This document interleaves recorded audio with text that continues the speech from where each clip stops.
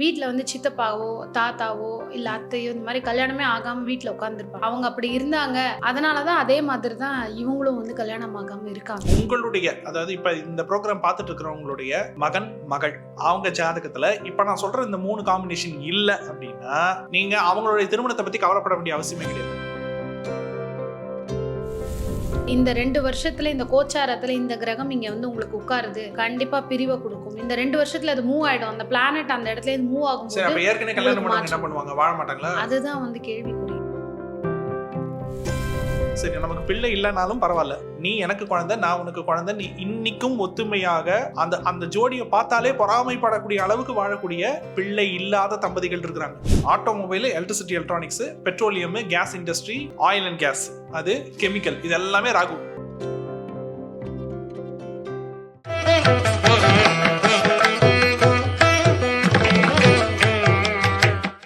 இதில் வந்து ஒரு டிஎன்ஏன்ற ஒரு விஷயத்தை எப்படி கனெக்ட் பண்ணி சொல்கிறாங்கன்னா, வீட்டில் வந்து சித்தப்பாவோ தாத்தாவோ இல்லை அத்தையோ இந்த மாதிரி கல்யாணமே ஆகாமல் வீட்டில் உட்காந்துருப்பாங்க. அப்படியே அவங்க வாழ்நாளை கழிச்சிருப்பாங்க. ஸோ அந்த டிஎன்ஏ முறை அவங்க அப்படி இருந்தாங்க, அதனால தான் அதே மாதிரி தான் இவங்களும் வந்து கல்யாணம் ஆகாமல் இருக்காங்க. தலைமுறையாக இது தொடருது. இது ஒரு சாபம் அப்படிங்கிற மாதிரி. இல்லை அது வந்து எப்படின்னா, இப்போ நீங்கள் ரொம்ப சிம்பிள், எப்பவும் போல இயல்பான ஜாதகம்னு இருக்குது. கல்யாணத்துக்கு சம்மந்தப்பட்ட விஷயத்துல ரொம்ப கவனமா இந்த சொல்லுவாங்கல்ல, கும்பிடு போட்டு கல்யாணம் பண்ணிக்கன்னு சொல்லுவாங்களே, அந்த மாதிரி ஜாதக அமைப்புன்னு சொல்லுது இருக்குது. ஓகேங்களா?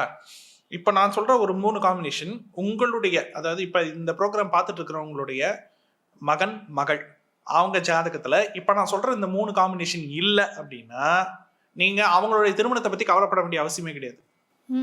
ஏன்னா அதுக்கான எக்ஸ்பைரி காலம் முடியறதுக்குள்ள லவ்வோ அரேஞ்சோ கல்யாணம் முடிஞ்சிடும். ஓகேங்களா? என்ன 3 காம்பினேஷன்னா, 1-7 கூட சனி.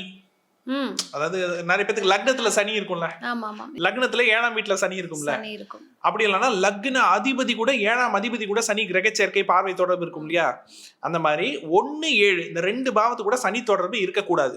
சரி, ஓகேங்களா? ரெண்டாவது 1-11-7-11 பாவ சேர்க்கை இருக்கக்கூடாது. 1-11-7-11 பாவ சேர்க்கை, இது ரெண்டாவது. மூணாவது ஆப்ஷன், லக்ன புள்ளியோ லக்னாதிபதியோ 7ஆம் அதிபதியோ கார்த்திகை பூரம் மூலம் ரேவதியில இருக்கக்கூடாது. இந்த 3 காம்பினேஷனும் ஒரு ஜாதகத்துல இல்லைன்னு வச்சுக்கோங்களேன், அவங்க திருமணத்தை பத்தி கவலைப்பட வேண்டிய அவசியம் கிடையாது, கொஞ்சம் கூட அவசியம் கிடையாது. ஐ மீன் தட். ஓகே, டெக்னிக்கலா அதை பத்தி பயப்பட வேண்டிய அவசியமே கிடையாது. எப்படியாவது முடிஞ்சிடும்.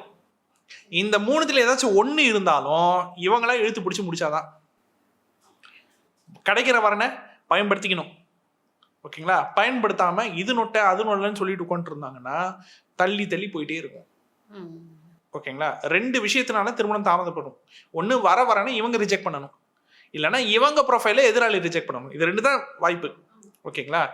நான் சொன்ன இந்த 3 காம்பினேஷன் இருக்கிறவங்க எதிராளி அக்செப்ட் பண்ணும்போதே முடிச்சுக்கணும். முடிஞ்ச வரைக்கும் அந்த ரிஜெக்டிங் மோடுக்கு போகக்கூடாது. அவ்வளோதான் கான்செப்ட். ஸோ இதை வந்து நான் என்ன சொல்றேன், இது நீங்களே வீட்டிலேயே செக் பண்ணிக்கலாமே. நான் அந்த ஃபார்முலாவே சொல்லிட்டேனே.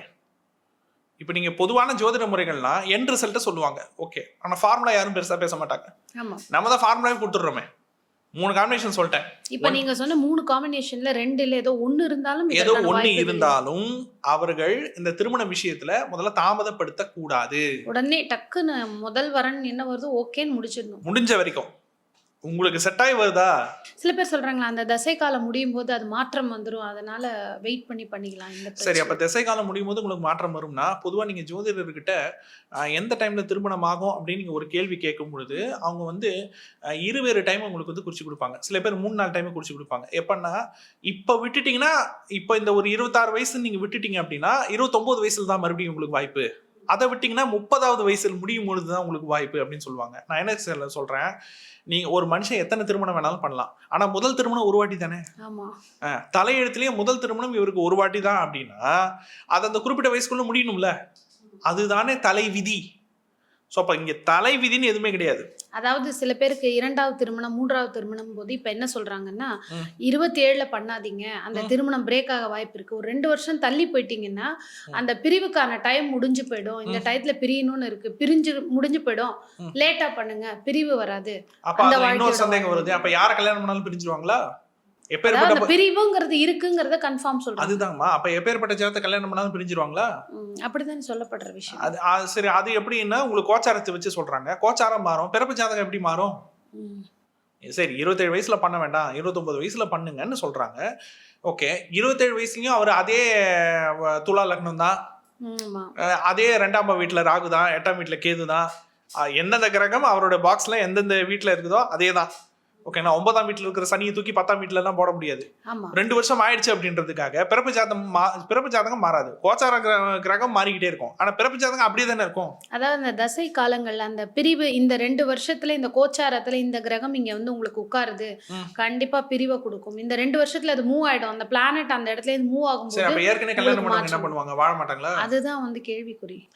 ஏற்கனவே கல்யாணம் பண்ணவங்க என்ன பண்ணுவாங்க, போ பிரச்சனை வரும், இது விவாகரத்துக்கு போகும், இல்ல நீங்க பிரிவீங்க, இல்ல நீங்களே தனியா இருங்க. அந்த கான்செப்ட் வேற, அதுல நமக்கு பெருசா உடன்பாடு கிடையாது.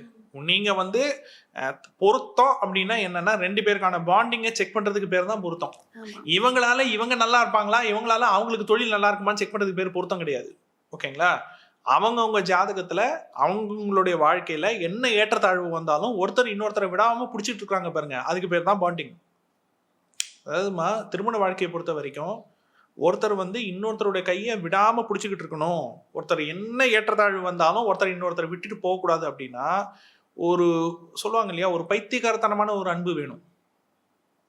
ஓகேங்களா, நான் அதை அப்படியே சொல்லிடுறேன், அதுக்கு அறிவு கிடையாது. காதல் கண்ணில்லைன்னு சொல்றாங்களா, ஏன் அது பாண்டிங். ஓகேங்களா, அதுக்கு ரீசன்லாம் கிடையாது. ஒரு பைத்தியக்காரத்தனமான ஒரு அன்பு வேணும். இன்னும் சொல்ல போனா அன்கண்டிஷனல் லவ்னு சொல்றாங்க பாருங்க, எதிர்பார்ப்பில்லாத காதல்னு சொல்றாங்க பாருங்க, அது வேணும். அந்த பாண்டிங் இருக்கணும், அந்த ஒரு வசீகரம் 2 பேத்துக்குள்ள இருக்கணும். ஓகேங்களா, வசீகரம் சொல்றதை விட அது ஒரு பிணைப்பு. ஓகேங்களா, அந்த பிணைப்பு இருக்குதா இல்லையான்னு பாக்குறதுக்கு பேரு தான் பொருத்தம். தெளிவு. ஆமா, இன்னும் ரொம்ப எளிமையா சொல்றேன். ஒரு ஹஸ்பண்ட் ஒய்ஃபுக்கு கல்யாணம் ஆயிடுச்சு, குழந்தை இல்லை. ஓகேங்களா, 1 வருஷம் பாக்குறாங்க, 2 வருஷம் பாக்குறாங்க, 3 வருஷம் பாக்குறாங்க, பிள்ளை இல்லை. ஓகேங்களா, ஸ்வீகாரம் எடுக்க ட்ரை பண்றாங்க, அதுவும் அவங்களால முடியல அப்படின்னு வச்சுங்க. ஆனாலும் இன்னைக்கும் 15 வருஷம் 10 வருஷம் குழந்தை இல்லைன்னாலும் சண்டை போட்டு பிரியாம ஒத்துமையா, சரி நமக்கு பிள்ளை இல்லைனாலும் பரவாயில்ல, நீ எனக்கு குழந்தை நான் உனக்கு குழந்தை, நீ இன்னைக்கும் ஒத்துமையாக அந்த அந்த ஜோடியை பார்த்தாலே பொறாமைப்படக்கூடிய அளவுக்கு வாழக்கூடிய பிள்ளை இல்லாத தம்பதிகள் இருக்கிறாங்க. கண்டிப்பா. ஒத்துக்கிறீங்களா? நிறைய பேர் இருக்காங்க. பொருத்தம் இல்லாம அந்த மாதிரி இருக்க முடியுமா? அவங்க லவ் பண்ணி கல்யாணம் பண்ணாலும் அரேஞ்ச் மேரேஜ் பண்ணி வச்சாலும் அந்த பாண்டிங் இருந்தாதான் முடியும். சரி, கல்யாணம் ஆயிடுது, ஒரு 5 வருஷம் 6 வருஷத்துல மனைவிக்கோ கணவனுக்கோ ஒரு உடல்நிலை கோளாறு வந்துருது. கேன்சர் மாதிரி ஒரு நோய், இல்ல பேரலிட்டிக்கல் அட்டாக் மாதிரி ஒரு ஏதோ ஒண்ணு வந்துருது. வந்து அவங்களால சரியா இயங்க முடியாம போயிடுது, ஸ்டிக் வச்சுதான் போகணும், இல்ல நடக்க முடியாத மாதிரி ஒரு நிலை ஏற்படுது. என்ன நிலை வந்தாலும் நான் உன்னை விட மாட்டேன்னு சொல்லிட்டு கணவனையும் மனைவியையும் குழந்தையா பராமரிச்சுக்கிட்டு அந்த இன்னொரு ஆப்போனன்ட் வந்து லைஃபை நவுத்திட்டு போறாங்க, குழந்தையும் வளர்த்து எடுத்துட்டு. இவங்களையும் வெறுக்காம இவங்களுக்கு அதே அன்பை காமிச்சிட்டு போறாங்க. அந்த மாதிரி கப்பல் இருக்காங்களா இல்லையா? இருக்காங்க. அதுதான் பொருத்தம். ஓகேங்களா, இவங்களை கல்யாணம் பண்ணா இவங்க நேரத்துக்கு அவங்க நல்லா இருப்பாங்களான்னு பாக்குறதுக்கு பேர் பொருத்தம் கிடையாது, அது சுயநலம். அப்புறம் உங்களுக்கு எதுக்கு ஜாதகம்? வரவங்க ஜாதகத்தை வச்சு நீங்க நல்லா வாடுறதுக்கு அப்புறம் உங்களுக்கு எதுக்கு ஜாதகம்?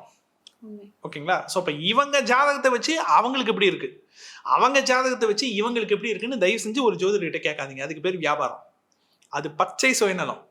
ஓகேங்களா, 2 பேருக்கு பாண்டிங் இருக்கா, என்ன அப்ஸ் அண்ட் டவுன்ஸ் வந்தாலும் 2 பேரும் ஒருத்தர் விட்டு கொடுக்காம இருப்பாங்களா, அதுதான் பாண்டிங்.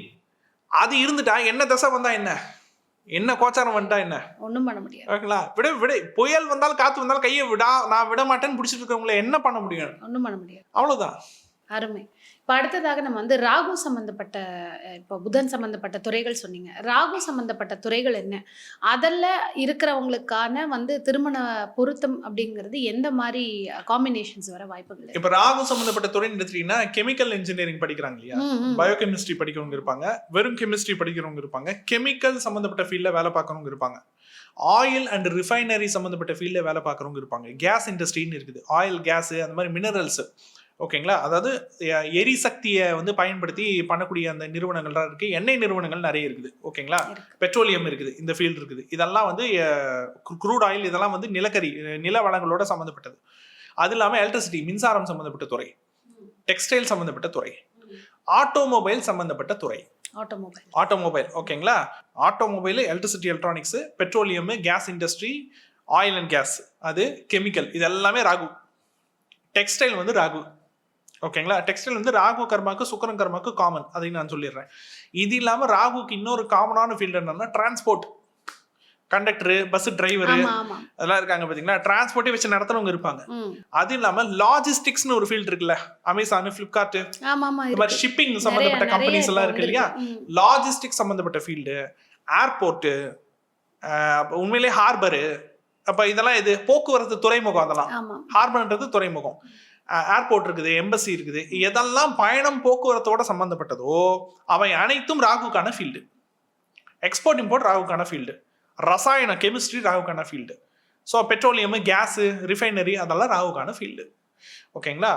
அப்புறம் எலக்ட்ரிசிட்டி எலக்ட்ரானிக்ஸ் வந்து ராகுக்கான ஃபீல்டு. மின்சாரம் அது வந்து ராகுக்கான ஃபீல்டு. இப்போ இவ்வளோ ஃபீல்டு ராகுக்கான ஃபீல்டு வருது. இந்த ஃபீல்டில் யாராச்சும் ஒருத்தவங்க சொந்தமாக தொழில் பண்ணாலும் சரி, அல்லது யாராவது ஒர்க் பண்ணி வேலை பார்த்துட்டு இருந்தாலும் சரி, இப்போ அவங்களுக்கு அமையக்கூடிய கணவன், அவங்களுக்கு இவங்க பெண்ணா இருக்கும் பட்சத்தில், அது இவங்க ஆணா இருக்கும் பட்சத்தில் மனைவி, இவங்க பெண்ணா இருக்கும் பட்சத்தில் கணவன், அவங்க ஜாதகம் எப்படி இருக்குன்னு பார்த்தீங்கன்னா அவங்களுடைய, அதாவது இந்த ஆப்பனன்ட்டுடைய, இந்த ஃபீல்டில் இருக்கவங்களுடைய கணவன் மனைவி, அவங்களுடைய ஜாதகத்தில் பார்த்தீங்கன்னா 4-12, இந்த 4-12 கூட ராகு கர்மா இருக்கும்.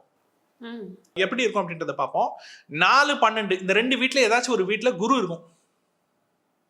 4ல் குரு, அப்படி இல்லை என்றால் 12ஆம் வீட்டில், அவங்க லக்னத்துல இருந்து 12ஆம் வீட்டில் குரு. இன்னொரு விதமான காம்பினேஷன் எப்படின்னா 4ஆம் அதிபதி கூட குரு, 12ஆம் அதிபதி கூட குரு, சேர்க்கை, பார்வை, தொடர்பு. ஸோ குருவினுடைய சேர்க்கை, குருவினுடைய பார்வை, குருவினுடைய தொடர்பு 4ஆம் பாவம் 12ஆம் பாவம், 4ஆம் அதிபதி 12ஆம் அதிபதிக்கு இருக்கணும். இது ரூல் நம்பர் 1, ரொம்ப முக்கியமான ரூல். ரூல் நம்பர் 2 என்னன்னா 3-4 3-12 3-4 பாவ சேர்க்கை.